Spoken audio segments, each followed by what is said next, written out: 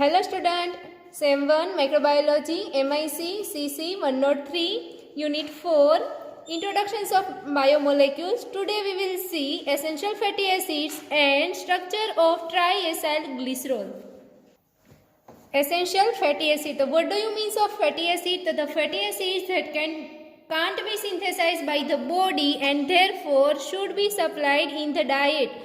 એટલે કે એવા ફેટી એસિડ કે જેનો આપણા બોડીની અંદર સિન્થેસિસ થતું નથી, તો આપણા બોડીની અંદર સિન્થેસિસ નથી થતા પણ આપણા બોડીને એની જરૂર છે, તો એટલા માટે એને આપણે બહારથી સપ્લાય કરવા પડે. તો એ ફેટી એસિડને શું કહેવાય? તો કે essential fatty acid, same as essential amino acid.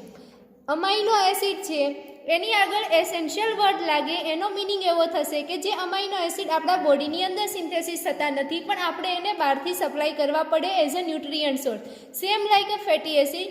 તો fatty acid can't be synthesize in our body but we supplied in the diet source. અને example of essential fatty acid, તો જે ફેટી એસિડ છે એ essential હશે એ બધા જ fatty acid કેવા હશે? તો કે પોલી અનસેચ્યુરેટેડ ફેટી એસિડ. એનો મિનિંગ એવો થશે કે ફેટી એસિડનું જે સ્ટ્રક્ચર છે એમાં જે હાઇડ્રોકાર્બન લોંગ ચેઇન હશે એની અંદર બે કે બેથી વધારે ડબલ બોન્ડ પ્રેઝન્ટ હશે. હવે આપણે એક્ઝામ્પલની વાત કરીએ તો કે ફર્સ્ટ લિનોલેઇક એસિડ. તો linoleic acid are example of essential fatty acid and second one is linolenic fatty acid. Polyunsaturated fatty acid છે તો કે it having 18 carbon containing 2 double bond present and double bond between 9 and 10 and 12 and 13.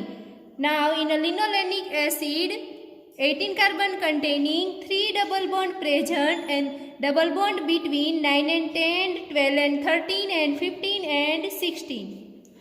So it's a abbreviation form of linoleic acid and linolenic acid. તો કાલે તમે નોમેનક્લેચરની વાત કરી હતી, એમાં જોયું હતું શોર્ટ હેન્ડ રિપ્રેઝન્ટેશન. તો શોર્ટ હેન્ડ રિપ્રેઝન્ટેશનનો મિનિંગ થશે કે કોઈ પણ ફેટી એસિડ છે એનું સિસ્ટમેટિક નેમ આપણે ન લખવું હોય તો એને આપણે કોમન નેમ લખીએ, પણ એ કોમન નેમ છે એના પછી આપણે કીધું કે 18 કાર્બન કન્ટેનિંગ છે, 2 ડબલ બોન્ડ પ્રેઝન્ટ છે અને એ ડબલ બોન્ડ ક્યાં છે? તો કે 9 અને 10 કાર્બનની વચ્ચે અને 12 અને 13 કાર્બનની વચ્ચે. Same here in the linolenic acid. Now arachidonic acid. Arachidonic acid છે એ are also essential fatty acid. એટલે એરાચિડોનિક એસિડ છે એ એસેન્શિયલ ફેટી એસિડ છે, પણ ક્યારે? તો કે એરાચિડોનિક એસિડ આપણા બોડીની અંદર બને છે પણ એ બનવા માટે એને જરૂર છે લિનોલેઇક એસિડની. તો જો આપણે બોડીને બહારથી લિનોલેઇક એસિડ સપ્લાય કરતા હશું તો લિનોલેઇક એસિડમાંથી શું બનવાનું છે? એરાચિડોનિક એસિડ. તો આપણે એરાચિડોનિક એસિડ છે એને બહારથી સપ્લાય કરવું પડશે નહીં. પણ જો બોડીને લિનોલેઇક એસિડ પ્રાપ્ત નથી થતું તો પછી આપણે એરાચિડોનિક એસિડ જે ફેટી એસિડ છે એને બહારથી સપ્લાય કરવું પડે.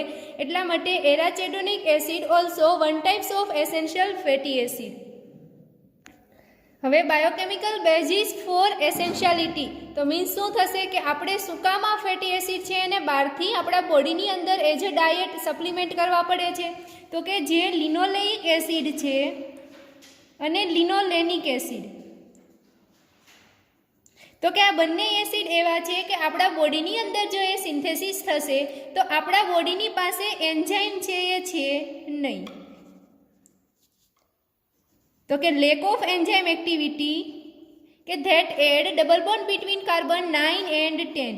જે 9 કાર્બન અને 10 કાર્બન જે હાઇડ્રોકાર્બનની આખી જે લોંગ ચેઇન હશે ફેટી એસિડમાં, તો એ કાર્બનની વચ્ચે 9મું કાર્બન અને 10મા કાર્બન વચ્ચે જે ડબલ બોન્ડ ફોર્મ કરવા પડે, તો એ ડબલ બોન્ડ ફોર્મ કરવા માટેના જે એન્ઝાઇમ છે એ કેવા છે? લેક છે. એટલે કે એવા એન્ઝાઇમ આપણા બોડીની અંદર પ્રેઝન્ટ છે નહીં કે જે લિનોલેઇક એસિડ ને લિનોલેનિકનું સ્ટ્રક્ચર બનતું હોય. ત્યારે તમે અહીંયા જોયું કે ડબલ બોન્ડ છે 9 ને 10 કાર્બનની વચ્ચે છે, તો કે જેનું એડિશન થાય. નાવ ફંક્શન્સ ઓફ ફેટી એસિડ. તો કે એસેન્શિયલ ફેટી એસિડનું શું ફંક્શન છે? તો કે એસેન્શિયલ ફેટી એસિડ છે is required for the membrane structure and function. એટલે કે આપણું જે સેલ હશે બરાબર, તો કે એ સેલનું મેમ્બ્રેન બનાવવાની અંદર ટેક પાર્ટ લે છે. Now next function transport of cholesterol, એટલે કે કોલેસ્ટેરોલ છે એનું ટ્રાન્સપોર્ટ કરે છે બોડીની અંદર. ફોર્મેશન ઓફ લાઇપોપ્રોટીન, તો કે લાઇપોપ્રોટીન બનાવવા માટે આપણે એસેન્શિયલ ફેટી એસિડની રિક્વાયરમેન્ટ છે. And now next prevention of fatty liver, એટલે કે લીવરની અંદર વધારે પડતા ફેટનું સ્ટોરેજ થવા દેશે નહીં. Now next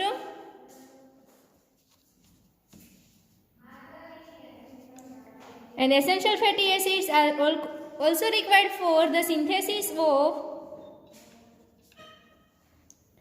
other important compound.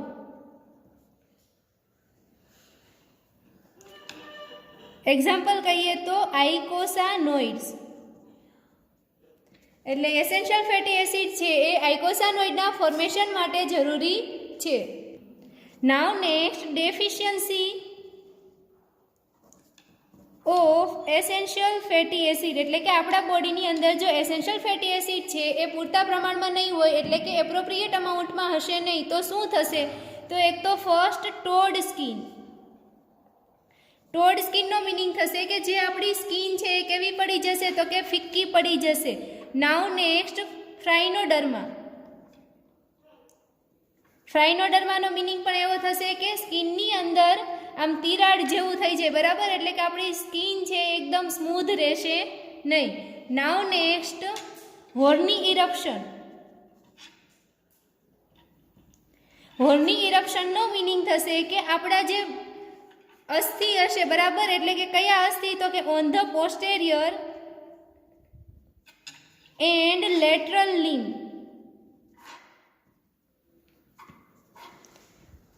લિમ્બનો meaning થશે કે જે આપણા સાથળના જે અસ્થિ હશે, બરાબર, જેને તમે હાડકા કહો છો, તો કે જે લિમ્બ છે પાર્ટ એનો જે પોસ્ટેરિયર અને લેટરલ, એટલે કે એનો જે પાછળનો ભાગ અને એ હશે એનું શું થશે? ઇરપ્શન થશે. ઇરપ્શન થવું મીન્સ કે તૂટી જશે. Now next eruption on the back and buttocks. Eruption on the back and buttocks, એટલે કે બેક એન્ડ બટોક્સના જે અસ્થિ હશે એનું પણ શું થશે? તો કે ઇરપ્શન થશે. બીજું કે એસેન્શિયલ ફેટી એસિડ છે એ ઇનસફિશિયન્ટ અમાઉન્ટમાં હશે, તો કે loss of hair and poor wound healing, એટલે કે આપણને કોઈ જગ્યાએ વાગ્યું હશે, કોઈ પણ જગ્યાએ ઘા પડ્યો હશે, તો ત્યાં જે રૂજ આવે એ રૂજ કેવી આવશે? તો કે બહુ જ ઓછી, એટલે કે ધીમે ધીમે રૂજ આવશે. વાળ છે એ ખરી જશે. પછી આપણા જે બોન હશે, બરાબર, કોઈ પણ પાર્ટના જે લિમ્બ પાર્ટના અસ્થિ હશે કે બેક પાર્ટના અસ્થિ હશે એનું ઇરપ્શન થશે, મીન્સ કે એ બ્રેકડાઉન થશે. ટોડ સ્કિન એન્ડ ફ્રાઇનોડર્માનો મિનિંગ થશે કે સ્કિન છે આખી ફિક્કી થઈ જાય અને એની અંદર તિરાડ મીન્સ કે એવા ચીરા પડી જાય. તો what do you means of essential fatty acid? તો કે એવા ફેટી એસિડ કે જેને આપણે બહારથી બોડીની અંદર સપ્લાય કરવા પડે. એક્ઝામ્પલ તો કે linoleic acid and linolenic acid. They are polyunsaturated fatty acid means it having 2 or more than 2 double bonds. Now arachidotic acid are also essential fatty acid, but ક્યારે એને એસેન્શિયલ ફેટી એસિડ કહેશું? તો કે when linoleic acid are not present in a appropriate amount in a body. Biochemical basis for essentiality, તો કે આ fatty acid છે એની આપણા બોડીને શું કામ જરૂર છે? તો કે linoleic acid and linolenic acids are polyunsaturated fatty acid, but our body lack enzyme કે they add double bond between 9 and 10 carbon atom.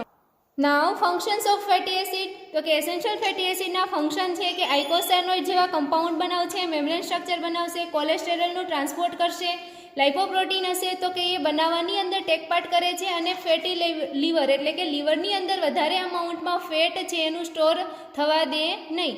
Next deficiency of fatty acid, તો કે toad skin, phrynoderma, horny eruption on the posterior and lateral part of the limb, eruption on the back and buttocks, loss of hair and poor wound healing.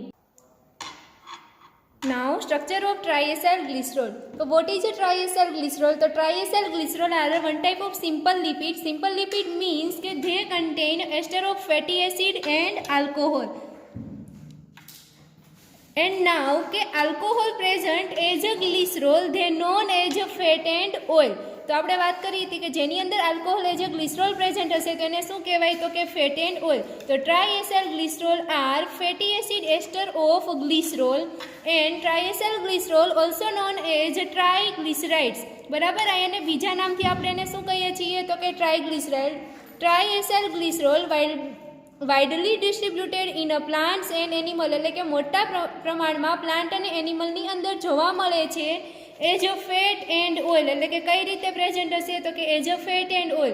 Fat means તો is a fat are solid at a room temperature and oil are liquid at a room temperature. Now triacyl glycerol are lipid molecules.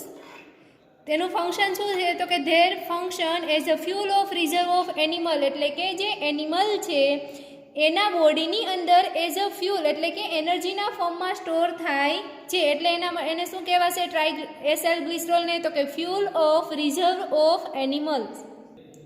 ટ્રાયએસાઇલ glycerol are natural fat soluble in a water, insoluble in a water and soluble in organic solvent.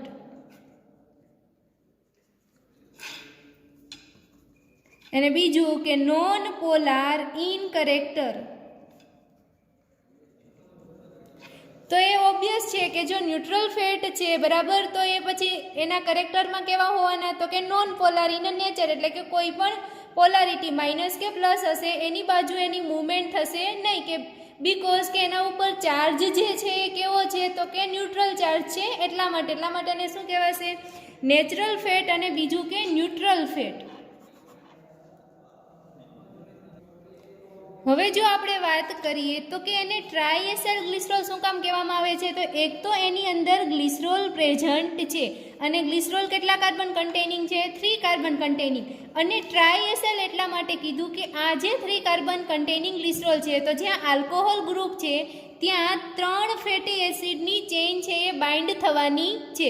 હવે જો 3 bind ના થાય અને glycerol જોડે એક જ fatty એસિડની chain bind થશે તો એને કહેવાય મોનોઅસાઇલ ગ્લિસરોલ. જો 2 ફેટી એસિડની ચેઇન બાઇન્ડ થશે તો એને કહેવાય ડાયઅસાઇલ ગ્લિસરોલ. અને અહીંયા ગ્લિસરોલના 3 કાર્બન કમ્પાઉન્ડના જે આલ્કોહોલ ગ્રુપ છે ત્યાં 3 ફેટી એસિડની ચેઇન બાઇન્ડ થાય છે એટલા માટે એને કહેવાય ટ્રાયએસાઇલ glycerol. Now triacyl glycerol having a 2 types, simple triacyl glycerol and mixed triacyl glycerol. Simple triacyl ગ્લિસરોલનો મીનિંગ શું થશે બાળકો તો કે it having same type of fatty acid residue at all 3 carbon atoms. એટલે કે આપણે વાત કરી કે ગ્લિસરોલ કન્ટેનિંગ 3 કાર્બન બરાબર, અને એ 3 કાર્બનનો જે આલ્કોહોલ ગ્રુપ હશે ત્યાં શું બાઇન્ડ થવાના છે તો કે ફેટી એસિડના એસ્ટર બાઇન્ડ થશે. તો કે એ જે 3 કાર્બનની જે ફેટી એસિડ ચેઇન બાઇન્ડ થવાની છે તો એ ફેટી એસિડની ચેઇન છે એ જો સેમ ટાઈપની હશે તો એને કહેવાય સિમ્પલ ટ્રાયએસાઇલ ગ્લિસરોલ. પણ જે ફેટી એસિડની ચેઇન બાઇન્ડ થવાની છે એ જો અલગ અલગ ટાઈપની હશે તો એને આપણે શું કહીશું તો કે mixed triacyl glycerol.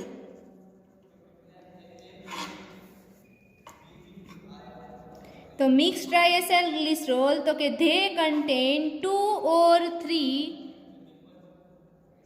different types of fatty acid residue at all 3 carbon atoms. એટલે કે જે 3 કાર્બન એટમ છે ત્યાં તો 2 અથવા તો 3 અલગ અલગ ટાઈપની જે ફેટી એસિડ જે બાઇન્ડિંગ થશે એ ચેઇન હશે. હિયર સ્ટ્રક્ચર ઓફ ટ્રાયએસાઇલ ગ્લિસરોલ તો કે ફર્સ્ટ તો ટ્રાયએસાઇલ ગ્લિસરોલ કન્ટેઇન ગ્લિસરોલ એટલે કે 3 કાર્બન કમ્પાઉન્ડ છે તો આ શું છે તો કે ગ્લિસરોલ. અને ગ્લિસરોલ જોડે શું બાઇન્ડ થવાનું છે તો કે ફેટી એસિડ એટલે કે લોંગ ચેઇન ઓફ હાઇડ્રોકાર્બન બરાબર. તો આ જે ફેટી એસિડ છે એ બેનું બાઇન્ડિંગ થશે તેમાંથી શું બનવાનું છે તો કે ટ્રાયએસાઇલ ગ્લિસરોલ. તો કે જો આ first carbon, second and third carbon, તો હિયર ફર્સ્ટ CH2O, એટલે કે અહીંયા જે કાર્બન ચેઇન હશે હાઇડ્રોકાર્બનની, તો કઈ રીતે હશે? COOH, CH2, CH2 એવી રીતે કરીને R હશે. તો એ અહીંયા બાઇન્ડ થાય છે, એટલે કે C ડબલ બોન્ડ O, એટલે કે એસ્ટર ફોર્મમાં બાઇન્ડિંગ થશે અને અહીંયા હાઇડ્રોકાર્બનની ચેઇન, લોંગ ચેઇન, એટલા માટે R1. Now next CH double O, પછી C ડબલ બોન્ડ O, એટલે આ પણ એસ્ટર ફોર્મ અને R2, અને અહીંયા CH2O C double bond O, એટલે આ શું બનાવશે? એસ્ટર અને R3, એટલે કે COOH માંથી H જતું રહે અને OH માંથી H, એ જો વોટર મોઇટી રિમૂવ થશે અને જે ફેટી એસિડની જે ત્રણેય હાઇડ્રોકાર્બન ચેઇન હશે એ ગ્લિસરોલ મોઇટી જોડે અટેચ થશે અને સ્ટ્રક્ચર બનાવશે ટ્રાયએસાઇલ ગ્લિસરોલ. પણ આ ટ્રાયએસાઇલ ગ્લિસરોલમાં જે આ હાઇડ્રોકાર્બનની ચેઇન છે R1, R2 અને R3, એ જો સેમ હશે તો એને કહેવાય સિમ્પલ ટ્રાયએસાઇલ ગ્લિસરોલ, અને જો આ હાઇડ્રોકાર્બન ચેઇન હશે અલગ અલગ હશે તો એને શું કહેવાય? Mixed triacyl glycerol. હવે આપણે વાત કરીએ તો કે જનરલી જે R1 ચેઇન હશે એ કેવી હશે? તો કે સેચ્યુરેટેડ હશે અને C1 કાર્બન જોડે અટેચ થાય. R2 જે ચેઇન છે એ જનરલી કેવી હશે? તો કે અનસેચ્યુરેટેડ. અને R3 જે ચેઇન છે એ બંને ટાઈપની હશે, આઈધર એ સેચ્યુરેટેડ હશે, આઈધર એ અનસેચ્યુરેટેડ હશે, એટલે બેમાંથી કોઈ પણ એક ચેઇન બાઇન્ડ થાય. પણ મોસ્ટલી ફર્સ્ટ કાર્બન ઉપર ચેઇન સેચ્યુરેટેડ, સેકન્ડ કાર્બન ઉપર જે ફેટી એસિડ છે અનસેચ્યુરેટેડ, અને થર્ડ કાર્બન ઉપર આઈધર સેચ્યુરેટેડ ઓર અનસેચ્યુરેટેડ. તો here structure of triacyl glycerol question is complete. Now we discuss cis and trans form. So see here,